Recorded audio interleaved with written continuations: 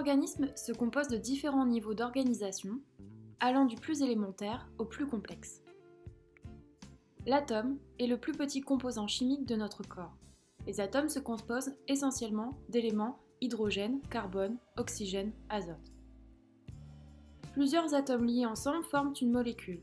Les protéines, les lipides, les vitamines sont des exemples de molécules. La cellule, c'est l'unité de base de tout organisme vivant. C'est elle qui contient notre patrimoine génétique. Le rassemblement de cellules du même type forme un tissu, par exemple le tissu osseux, le tissu sanguin ou encore le tissu nerveux. L'organe, lui, il est formé d'un ensemble de tissus différents dont le but est de remplir une fonction spécifique. Le pancréas, le cœur, le foie et plusieurs organes en relation étroite entre eux forment un système afin de remplir une fonction commune. Par exemple le système musculaire, le système nerveux, le système endocrinien. Dans la section de ce cours, vous trouverez un tableau récapitulatif des différents systèmes du corps humain. Ici, nous allons nous focaliser sur la cellule. Tout d'abord, à partir d'un ancêtre commun, les prokaryotes sont scindés en deux clades distincts, celui des bactéries et celui des archées. Dans le clade des eubactéries, on distingue les cyanobactéries, desquelles proviennent des chloroplastes, et d'autres eubactéries, telles que les protéobactéries, desquelles dérivent les mitochondries. Ensuite, il y a le clade des eucaryotes, dans lesquels on regroupe les protistes, les plantes, les animaux, les champignons et levures. Afin de distinguer les cellules prokaryotes des cellules eucaryotes, voici un récapitulatif. Les prokaryotes ont une structure simple, mais sont très variés biochimiquement parlant. Ils présentent une paroi, qui permet de résister aux agressions extérieures, une membrane, un cytoplasme, de l'ADN, des ribosomes et parfois un ou plusieurs flagelles. En revanche, il n'y a pas d'organite, pas de compartimentation, il n'y a pas de mouvement intracellulaire, ni d'endo ou d'exocytose, et pas de cytosquelette. Le passage des cellules prokaryotes aux cellules eucaryotes s'est fait il y a environ 1,5 milliard d'années. Chez les eucaryotes, la cellule contient un noyau contenant le patrimoine génétique. Les cellules eucaryotes possèdent plusieurs organites tels que l'appareil de Golgi, les chloroplastes pour les végétaux ou encore les mitochondries. Ce cours va maintenant se focaliser sur la cellule eucaryote.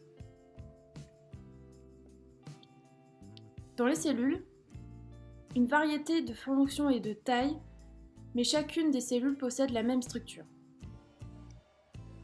La cellule est entourée par une membrane plasmique délimitant un espace intérieur contenant le cytoplasme et les différents organites qui le composent.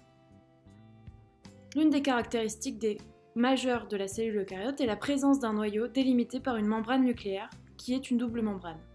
C'est à l'intérieur du noyau qu'on retrouve l'ADN et donc le patrimoine génétique. Le noyau contient le nucléole, qui est une région non délimitée par une membrane, donc ce n'est pas un organite. Le nucléole a pour rôle de synthétiser des ribosomes. En violet, vous pouvez observer le réticulum endoplasmique, qui est un réseau de tubules membranaires liés à la membrane nucléaire. Le réticulum endoplasmique peut être lisse ou granuleux lorsqu'il est associé à des ribosomes.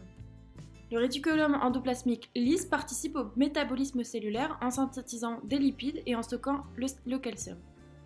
Ce réticulum endoplasmique lisse participe à la détoxification des cellules, c'est-à-dire la transformation de molécules toxiques en molécules non toxiques. Le réticulum endoplasmique granuleux, lui, il porte des ribosomes et c'est le lieu de la synthèse des protéines. En effet, des ribosomes vont assembler les acides aminés en protéines. Et pour mieux comprendre cette notion, je vous invite à regarder la vidéo sur le patrimoine génétique où j'explique notamment le rôle des ribosomes dans la synthèse protéique. L'appareil de Golgi est formé de sacs aplatis les uns sur les autres. Son rôle est de stocker les protéines issues du réticulum endoplasmique granuleux, d'achever leur maturation, de vérifier leur qualité et de les sécréter. Un autre organite important, c'est la mitochondrie. Les mitochondries sont indispensables aux réactions énergétiques de la cellule. C'est le lieu de la respiration cellulaire, permettant de convertir le glucose en ATP via un processus complexe. En bref, la respiration cellulaire, orchestrée par les mitochondries, désigne un ensemble de réactions métaboliques qui fournit l'énergie nécessaire à la cellule pour fonctionner. Le cytoplasme contient le centrosome, formé d'éléments tubulaires intervenant dans la polymérisation des microtubules. Les microtubules sont des fibres composées de tubulines. Ces microtubules sont des composants essentiels pour le mécanisme responsable de la division cellulaire. Les microtubules, avec les microfilaments et les filaments intermédiaires, forment ce que l'on appelle le cytosquelette de la cellule. Le cytosquelette forme un réseau donc fibreux de nature protéique qui sert à maintenir la forme des cellules et les mouvements internes et les déplacements. Dans les cellules eucaryotes, on retrouve également des peroxysomes qui sont chargés de détoxification de la cellule en dégradant certaines molécules, et notamment les acides gras. Les lysosomes, eux aussi, ont une fonction de poubelle cellulaire. Ce sont des vésicules contenant des enzymes hydrolytiques destinées à la dégradation de molécules intracellulaires.